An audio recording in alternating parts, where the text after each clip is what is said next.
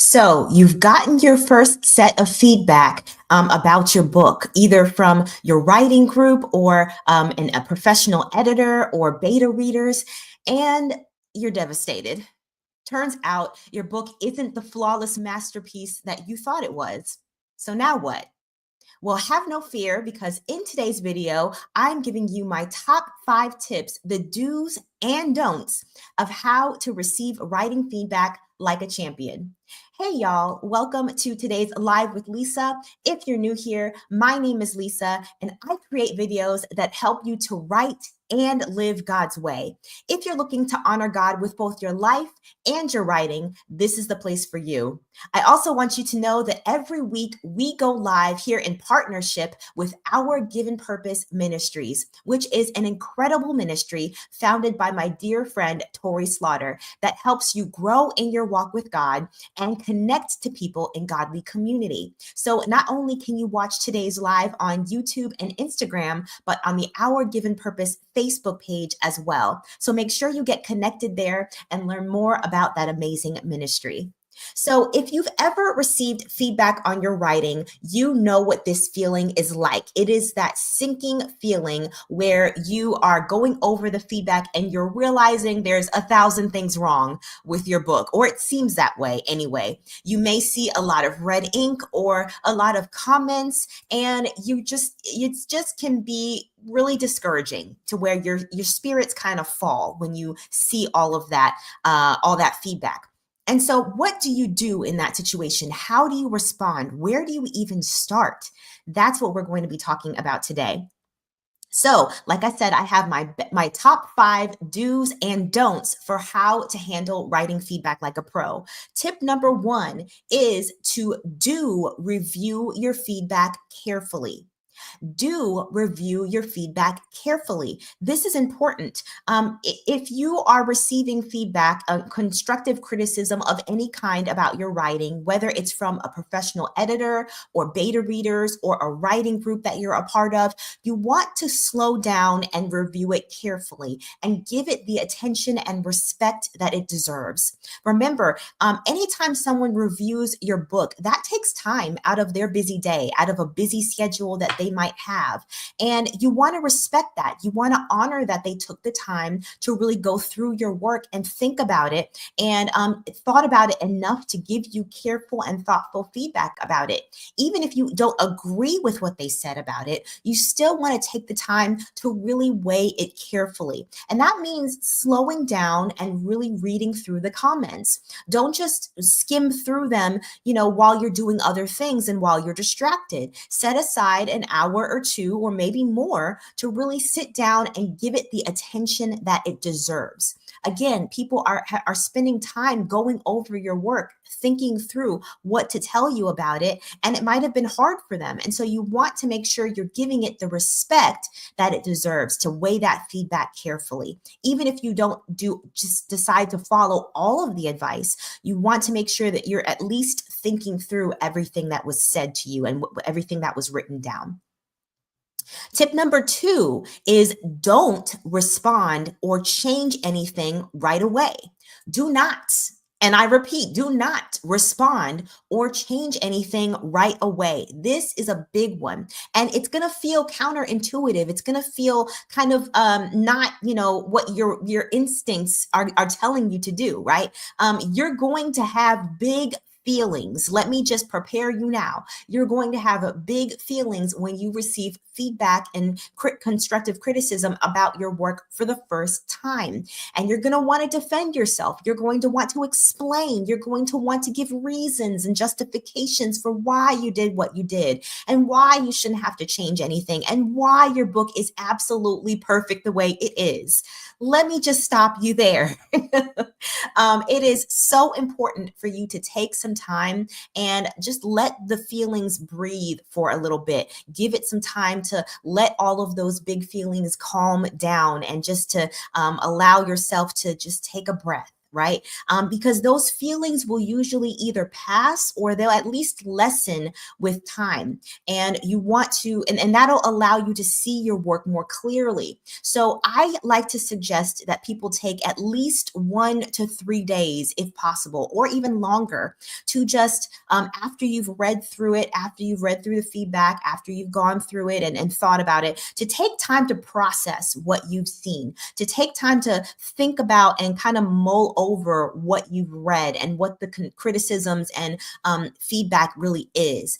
Take that time to really step away from it and just think about it for a little bit, and give yourself that time to process. And then you can come back and look at those comments again, and you'll probably see things differently. Many times that is what happens. I know that's been my experience.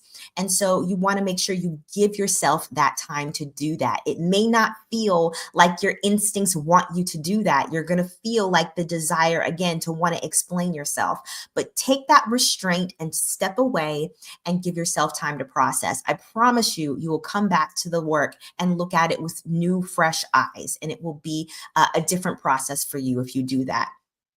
Also, do not, under any circumstances, respond to the critiquer right away. Whether you're in a writing group or you are, they've emailed you to work and you're going over it, and you might be tempted to, dash off a quick email to them and explain some things, or send a text message and say, "Hey, did you think about this? This is what I really meant." Don't do any of that. Just take the time to, again, process. Why do we not explain and defend our work when we receive feedback? Because you're honestly not going to be able to do that with your readers. Once you publish your book, once you put it out into the public, it is there, it is out there, it is done.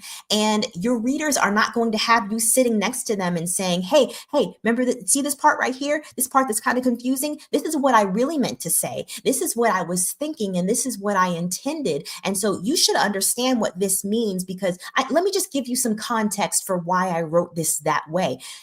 You're not going to be able to do that with your readers. They won't have you sitting next to them explaining everything as they're reading it. All you have are the words on the page. And so it is your job as the writer to make those words as clear and as understandable as possible, and really just to trust the work to speak for itself. And so you really need to resist that urge to try to explain and defend and justify what you have done. You really want to avoid that in the process of critiquing and receiving feedback as much as possible. A lot of writing groups that I have been a part of over many, many years, we're not allowed to explain or justify or really give like reasons for why we did things unless we're asked specific questions by the other members of the group. And there's some, exceptions to that. But in general, don't defend your work. Okay. The work has to speak for itself at the end of the day. All right. Let's go into the comments real quickly. All right.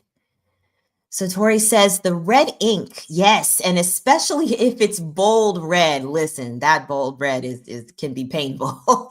However, you're so spot on that we need to respect the beta reader's time. And if we are cringing at every correction, it may reveal that we aren't ready to share the story. Yes, that is fascinating, Tori. I love that. Yes, if your corrections are feeling very personal and they're feeling triggering some things for you and some emotions, that are, where every correction is causing a problem, then yes, absolutely, that can very much be a sign that you're not ready to share it just yet, because it really is part of the revision process. And if you want your book to really be the best that it can be, you're going to need to go through this process not just once, but several times, several passes that you will have to do through the manuscript of making these corrections, fixing things, tweaking things, editing and revising at different stages. So yes, absolutely. I actually talked about that in a previous live stream. If you want to go back and watch that, talking about when you're ready to share your story. And so if you are feeling that hesitation, you're feeling that even offended by some of the suggestions, it could be because you still have some healing work to do. You have some parts of your soul and your heart that need a little bit of healing and some time. And you you may be too close to the story on some level to where you're not quite ready yet. So make sure you go back and watch that live stream because I go into more detail about what that looks like. Absolutely. All right. And Tori says, yes, big feelings. Oh my goodness. I've even offered to read certain passages because they didn't read in the right voice. Okay. Yeah. I love that. It's very, very true. And I think that is very common for a lot of us to feel, right? Again, you have those feelings when you get that feedback and you're like, oh no, that's not how I meant it. And you kind of realize once other people have reacted to it, you're like, oh, that's not what I meant. And again, that's why the editing and revising phases are so necessary and so important because we allows us to see things about our work that we didn't see before, right? That's why we need that feedback from other people because it is we have blind spots with our writing, and so we can have a hard time seeing what's really going on the page until someone else kind of becomes that mirror for us and reflects back to us what they received from it and how they accepted it. And it can be different than what we intended. And so that means we need to make those adjustments in order to make sure that things come across the way that we intended. All right. And Tori says, that's so true. We cannot come into everyone's space to explain to our readers. So helpful. Oh, that's awesome. I'm glad to hear that, Tori. I'm glad that that was helpful because yeah, I think many times we don't think about it that way. We don't think about the fact that, oh no, I just need to explain and then it will be clear, but we can't do that with our readers, right? We literally don't have that ability. And so if we frame it that way of saying, well, I can't explain this to my readers, so I really shouldn't be over explaining things to my beta readers or my editor or my writing group if it's unless it's for the purpose of really making changes and being able to clarify things to make those adjustments in the future. We have to make sure that we're clear on that. Absolutely. So make sure that you are aware of that in the process. All right. Oh, thank you so much, Tori. Yeah, she is sharing the link here to that previous live stream I talked about, the 5 signs that you're not ready to publish. So make sure you go ahead and check that out. Thank you so much, Tori, for sharing that for people to go and watch that live stream. All right. And the next way that we need to respond when we receive feedback and being able to receive writing feedback is don't take it personally. Don't take it personally. I know this is a big one. This might be the biggest point out of all of them today. If you don't take anything else away from this live, take this point. Don't take feedback personally. I know it's hard. I know it's easier said than done. I have been in writing groups of one kind or another for over 20 years. And so I know that feeling of you get that feedback, that constructive criticism, and you feel like they're attacking you personally. You feel like it is just they're coming against you and that they're saying that there's something wrong with you, that you're not good enough, right? And that is absolutely not the case in most cases. Some writers may not be that nice that way, but most writers who care about you, most people who are giving you feedback, they are not trying to hurt you. They are not trying to make it personal. And it really involves an identity issue for many people as far as this goes. We make our books our babies and we make them an extension of ourselves sometimes without even realizing it. And so it's important for you to recognize in the feedback, in the editing and revising phases of writing your book, it's important for you to recognize that you are not your book. You are not your book. And criticism of your book is not really criticism of you as a person.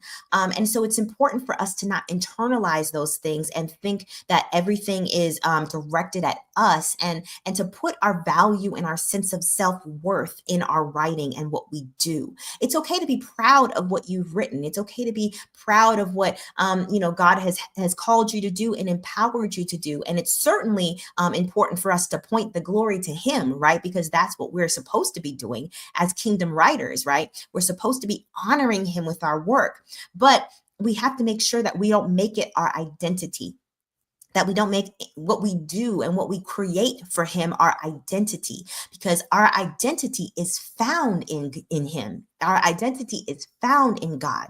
We need to trust what He says about us and how He loves us and what He thinks about us. That's what we need to put our trust and our hope in. And if we put that in the work that we do and we attach ourselves to it in an unhealthy way, it's going to cause a lot of problems for us when we receive criticism and rejection.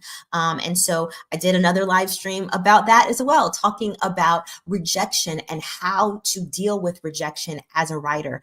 So make sure you go and check that out as well, because I really go into detail about how to avoid making your work your identity. And a lot of times when we see people react badly in the public, whether they're celebrities or whoever who has written something or created something that people didn't respond well to, sometimes their reactions, they can lash out and get angry and really hurt and all these different things. Sometimes it's because they've attached their self-worth to what they've created. And we want to avoid that mistake. As kingdom writers, we don't have to put all our identity and all of our self-worth in what we do or what we create. Again, our identity is found in Jesus. And so we want to make sure that we make that distinction with our work. Don't take it personally. Really, really important. All right. Tori says, yes, the feedback can really serve as the first place of surrender. I love that, Tori. Yes, so well said. That's exactly what it is. Our feedback, we need to surrender. And I will get to that in a little bit more detail later on. But so make sure you stick around till the end of the live stream. But yes, absolutely. We need to be in a place of surrender when we submit our work for feedback, because it's out of our hands. It's out of our control at that point. And so we need to be willing to let go of control in that way, for sure. Absolutely. All right. Yes, and thank you so much, Tori. That is the link for how to handle writing rejection. Yes, absolutely. So definitely go back and check out that live stream. That will help you, and I believe it will bless you in terms of the writing process and helping you to work through those feelings of rejection. All right. And then the next way that we respond when we are receiving writing feedback is do ask clarifying questions. Do ask clarifying questions. Remember, we're going over the do's and don'ts of how to handle feedback, writing feedback in our writing journey. And so notice I said ask questions. Again, we're not defending, we're not explaining, we're not trying to give excuses or reasons why we did the things that we did, but questions can be really helpful in terms of getting a more of a sense from our readers, from our writing group members, from our editors of what it was that they were thinking when they were reading what we wrote, right? Why did they have the reaction to things that they did? What was it that made them confused? Why didn't they like that certain character? Why did they feel like the pacing was off and the book felt rushed or it moved too slowly? What was it that they had issues with and why? You want to ask those kinds of detailed questions to really kind of get a better understanding of how to address the problems and begin working on solutions. And so I like to say that we want to approach our book like a detective in the feedback process. And so we're looking for clues as to why things are working or not working with our book. So we want to ask those detailed questions of people who are giving us feedback about why and where and how they felt the things that they did about our book. What was it that they felt? When did they start feeling that way? What was it that specifically triggered those feelings for them? And why did they get bored? Things like that, to really start looking through and putting the pieces together in terms of how we can begin fixing things that are broken with our book or not working the way that they should. So if you approach it from that angle, it'll really help you to, instead of being, again, we might feel initially offended when we get that feedback because it hurts our feelings, right? We're proud of our book, we're excited, and when people give us that feedback that there are things about it that aren't working, it can hurt. But once we get past that initial phase of feeling that that struggle with that, then we need to get curious. We need to lean in and start saying, okay, why is this not working? What is it that I can do to work on it? What are the things that need to be adjusted, and how are some ways I could adjust them in order to make this work better? And when you start getting curious and you reframe the story, you reframe your book as not a problem, but as a something that can be improved and can be made better, then it becomes exciting. Then we get to really look at how the book begins to take shape over time. We start to see it being polished, and we start to see it being improved. And I don't know about you all, but for me, that's an exciting part of the process, to really get to work on those things that aren't working right now and to make them better and to see the progress. That's when you really feel a lot of hope and excitement and encouragement and motivation to keep going with the revision and editing process. All right.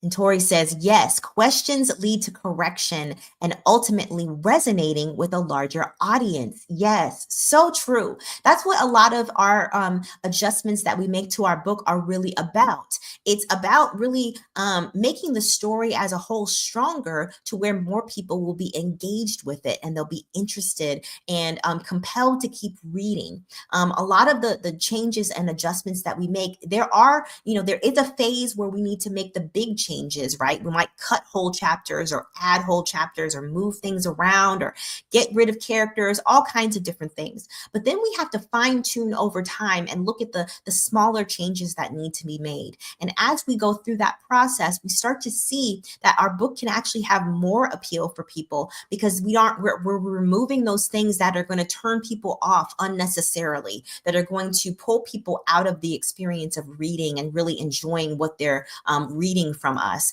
And so a lot of those revisions are really going to be helpful in terms of just making sure that more people can connect with our work and that it can be read by as many people as possible. Absolutely. All right. And then the last point I want to make about how to handle writing feedback well is, do pray about how to implement. Do pray about how to implement. This is really critical and key. It's so necessary that after we've done all the other steps that we're talking about, we read the feedback carefully. We ask those questions that we need to ask. We make sure not to take the feedback personally. We're taking time away from the work, giving it space to really process the feedback. After we've done all those things, we need to sit back with what we have received and sit before God and ask him what his thoughts are about the feedback that we've gotten. We need to make sure, especially, that we are staying true to the vision that he gave us for our book. We want to make sure that our feedback, that anything that we've gotten and any changes that we make are in alignment with his will and in alignment with the values that we have, and making sure that any feedback that is contradicting those values and contradicting the vision that God gave us for that book, that we need to disregard it and make sure that we're not bringing that into the process of writing our book and adjusting it. We cannot please everyone. And if you have multiple people reading your book, you're going to get to a place at some point where feedback is going to contradict each other, right? You're going to have people giving you feedback that is literally the opposite of each other. And that can get confusing if you're not clear on the vision for your book. So you could have one person saying that they love a certain character and they want to see more of them in the book. And then someone else is literally saying that character gets on my nerves. I don't want to see them as much, right? And if you're not clear on your vision for your book and what God has said to you about it, you will start trying to make everybody happy, and you'll look up one day and lose sight of the book that you tried to write. That has happened to me personally. I have experienced that in writing groups that I was a part of. I got feedback from different people and I was trying to, address everyone's concerns. And I kind of lost my voice for a little while in terms of who I was and what was important to me as a writer and what I felt like God was saying. And so you want to make sure you're careful about that. Make sure that you are not so focused on listening to feedback and listening to those concerns that you lose sight of why God gave you this book in the first place. because it is ultimately, again, to glorify him. We are meant to obey him and to honor him and his voice. And so when we get that constructive criticism, we need to run it through the filter of the Holy Spirit and what he is telling us to do. We need to run it through the filter of that biblical world view and those biblical values and the things that God is directing us to do. If we start to stray away from that, we can get into a lot of trouble really fast as kingdom writers. So we want to make sure that we're staying focused, that we are clear on our vision. And that's why it's so important that we're clear on our vision at the beginning of the writing process. We don't want to wait until we're ready to publish and then try and figure out what our vision is, because that's going to guide us through the entire writing process, including with feedback. And this is how you can see why that's important. So very, very important that we make sure that we are staying true to those values, staying true to the vision God gave us, and making sure that we are, again, filtering that feedback through that godly vision.